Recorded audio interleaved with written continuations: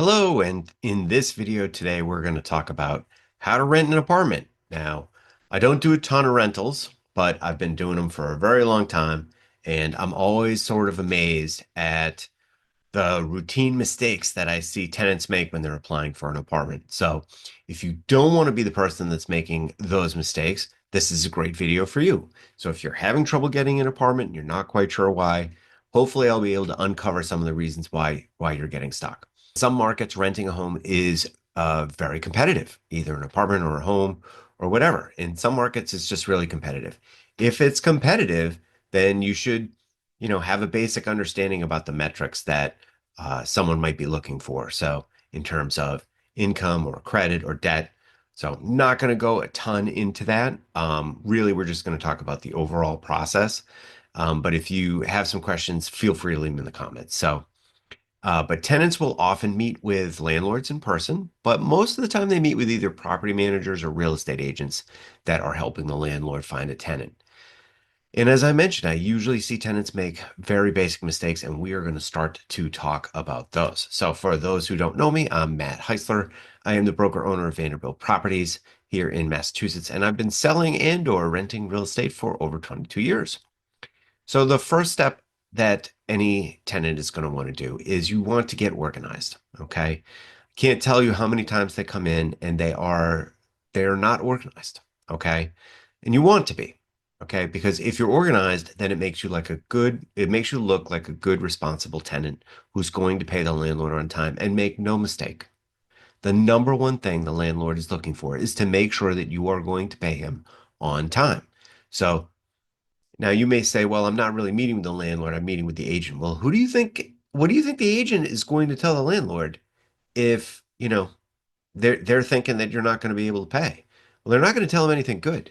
That's for sure. So you should treat everyone you meet in this process as if they are the eventual decision maker, right?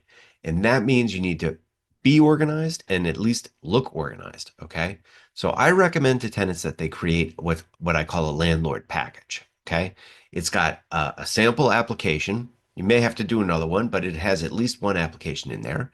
Proof of income, credit reports, pictures of pets, maybe even a copy of a driver's license or two. Those things are not bad. And all the names and ages of your group. You can also have other stuff in there. Okay. And we'll talk a little bit about that. But ideally, you'll want to make each page easy to read. Okay. So, if you have, uh, you know, pay stubs and they're very hard to read or blurry or whatever, you need to get a better copy. Okay.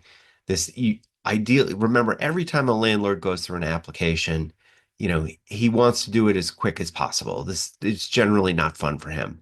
The harder that you make it for him, that's not good. So you want to make it easy. My suggestion is once you get everything sized up and ready, then you scan it all into one PDF so that you can email it to every landlord all as a group. Very easy for you, very easy for him. He's got everything he needs right there in that one package. Be ready that there could be other applications that you have to fill out. Not everyone uses the same form. But once you have one filled out, you'll pretty much have most of the answers to the question. So you can do that second one right away. So make sure that you type them up or use neat handwriting. I can't tell you the number of times I've gotten applications, I can't read them. So I don't think that does anyone any good. I mean, it just means that I have to do a lot of go back and forth, with the prospective tenant to find out what it is that they're trying to tell me, but I worry about that. I mean, don't they understand that this application is an important document? I worry that they don't understand that. And then if they don't understand that, maybe they're thinking the lease is an important document. And then I'm right back where I started with now I'm worried about whether or not they're going to pay the landlord. A lot of folks on applications, they leave stuff blank, right? So, in my custom application, it's not uncommon for me to ask for the manager's email. This is to make sure that they're employed. I need to do an employment verification check.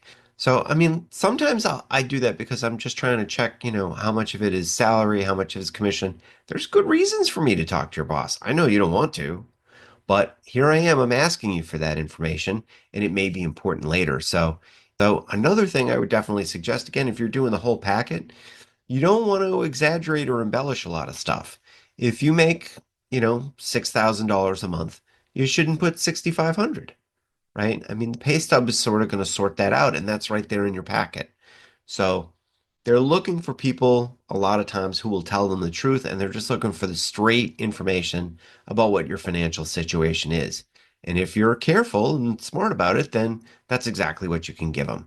I guarantee you, anyone who submits an application and they can't figure out what this person really makes or who this person really is or where they really work, it makes it really, really hard for them to get the apartment in a competitive situation. It just makes it hard. So, again, if you're a landlord packet and you're like, well, I'm not going to put my credit and maybe they won't ask, they're going to ask, right?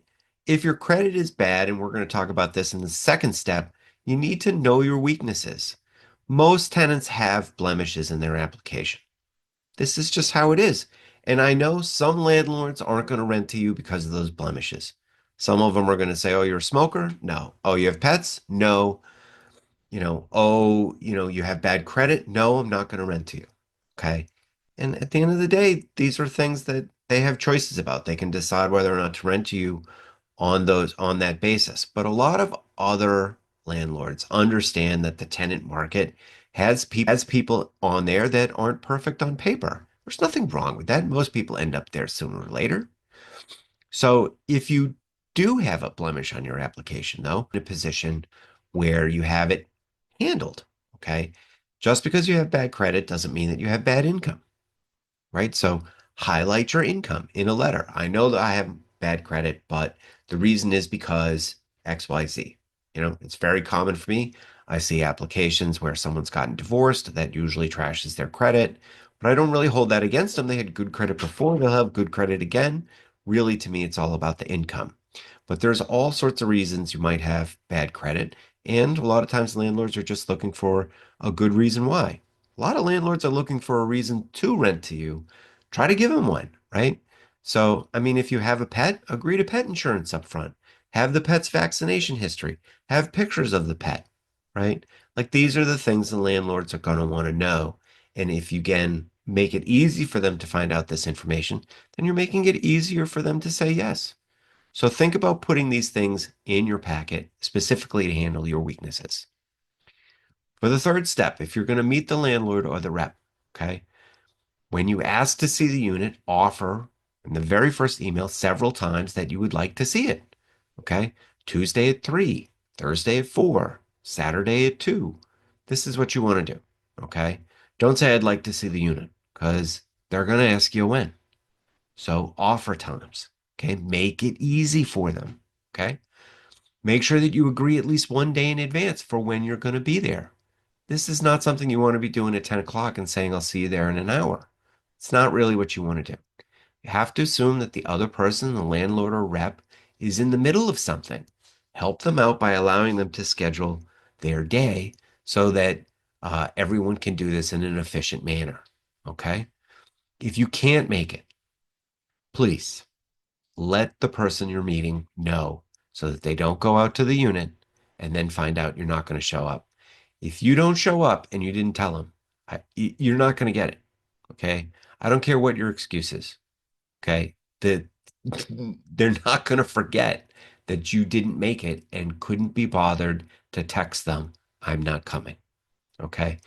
So you really just don't want to do that. Now, you don't have to get dressed up. Okay. But you don't want to look like you just woke up. I mean, there's a point at which casual is too casual. You really need to remember this person is making judgments about you, and you want them to be positive judgments. So, just like you would for a job interview, you want to make sure that you look professional, that you look like you're in control of your life, and that you're the type of person that the landlord should rent to. Okay. If you ask for an application, don't sit on it for 3 days. Okay. Fill it out, send in the landlord packet, and, and follow up, every few days to see how the process is going. Landlords are different. Sometimes they can get you an answer back in 24 hours. Sometimes they take a week or multiple weeks before they make a decision. Really depends on the landlord. Their process is their process. Your job is to make sure that you've made this process as easy for them as possible. All right. So those are my tips. You would absolutely be stunned at the number of people who don't show up for an appointment. can't fill out an application properly, or ask for an application and then never fill it out. It's really stunning. So if you've ever applied for an apartment and you're currently doing these things, you know, see if you can up your game a little bit here. So as far as closing the loop, I've got one more slide in here. Anytime you have to ask key questions about how something might work, try to do it in email wherever possible. You want a written record, mostly just so that when you get answers, you can make sure that those answers work their way into the lease, especially if there are expectations about anything getting fixed or, you know, who's going to plow the driveway or mow the lawn. These are things you want to know up front, including utilities information. So being flexible about what the landlord wants to do and not wants to do will really help. Okay. I've had a number of tenants come into a property. I've had a tenant come into one of my own properties and ask me right up front, are you going to replace all the carpets in here? And I said, no, that wasn't on the plan. And she said, well, I insist that all the carpets be replaced. I mean, you can insist, but I don't have to agree, right? And so she did not get the apartment. So no surprise there. So um, you know, being inflexible and making a lot of requests and complaining about the unit or the apartment or the house, these are not good things to do in front of the landlord rep. You want to be motivated and positive, again, just like a job interview, because kind of is an interview, okay? Last thing, if you do sign a lease, make sure it has all the questions that you really care about answered inside the lease. There are always places where you can write in stuff, make sure everyone agrees on what's being agreed to. It is a contract, it's a legal document. You can go to court over this document if you don't do the things in there that it says. So you need to make sure that you understand it backwards, forwards, and upside down, especially if it's your first time signing a lease or your first time signing a lease in a new state. Different states have different laws and rules around landlord and tenant relationships. You want to make sure that you understand your state's rules and laws and make sure that you've read that lease. So I hope this helps someone out there. Hope it helps you get your place. And I hope you're not renting too long because what you really want to be doing is buying a house. Take care.